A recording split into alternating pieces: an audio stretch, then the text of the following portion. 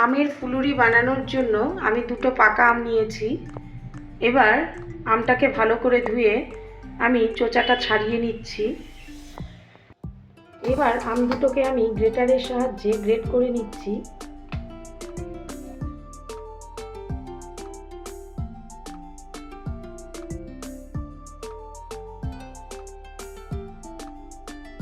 দুটো আমকে আমি ভালোভাবে গ্রেট করে নিয়েছি। এবার এর মধ্যে দিয়ে দিচ্ছি 1 কাপের মতো ময়দা, দিয়ে দিচ্ছি ওই সেম কাপের 1 কাপের মতো চিনি, মিষ্টিটা আপনারা আপনাদের পছন্দ মতো দেবেন।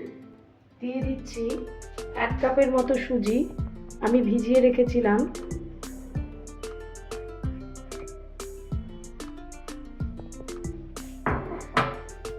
এখন এর মধ্যে আমি দিয়ে দিচ্ছি স্বাদ অনুযায়ী লবণ, দিয়ে দিচ্ছি সামান্য অল্প কালো জিরে,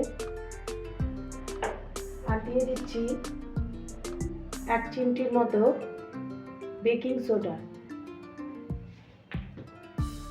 দিয়ে ভালো করে আমি মেখে নিচ্ছি।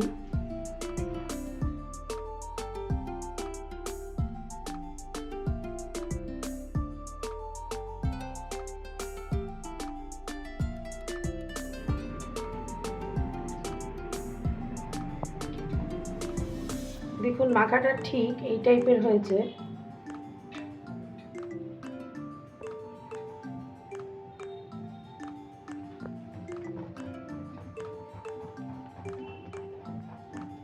এবার আমি ফুলুরিগুলোকে ভেজে নেব। কড়াইতে আমি তেল গরম বসিয়ে দিয়েছি।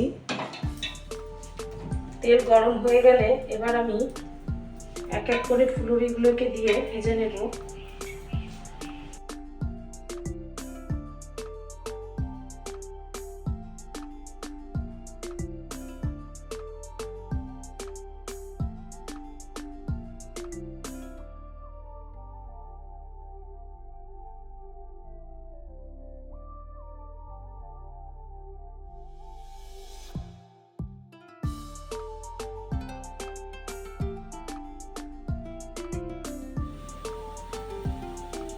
দেখুন ফুলুরিগুলো ফুলে গেছে, ডবল হয়ে গেছে। এবার আমি উল্টে দিচ্ছি। মিডিয়াম টু লো ফ্লেমে আস্তে আস্তে আপনারা ভেজে নেবেন। আমের সিজন শেষ হওয়ার আগেই আপনারা বাড়িতে এই পাকা আমের ফুলুরি বানিয়ে খেয়ে দেখুন, দারুণ লাগে খেতে।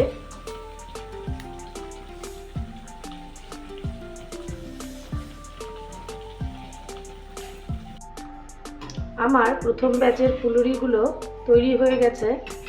এবার আমি নামিয়ে নিচ্ছি। দেখুন ঠিক এই টাইপের হয়েছে।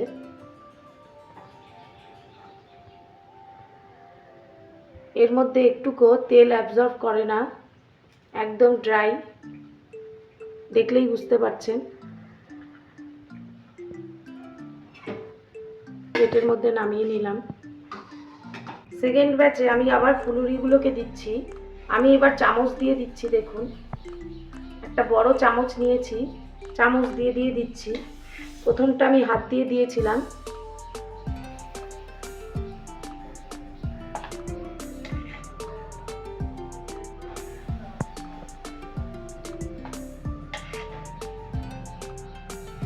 এইভাবে আমি প্রত্যেকটা ফুলুরি ভেজে নিচ্ছি।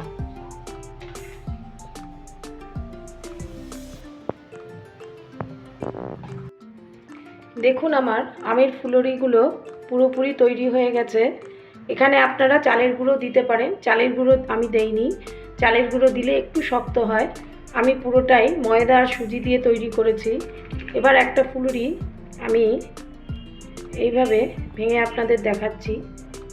দেখুন ঠিক এই টাইপের হবে, একটুকু তেল এর মধ্যে লাগা নেই। আপনারা অবশ্যই এই রেসিপিটি ট্রাই করুন, খেতে খুব ভালো লাগে।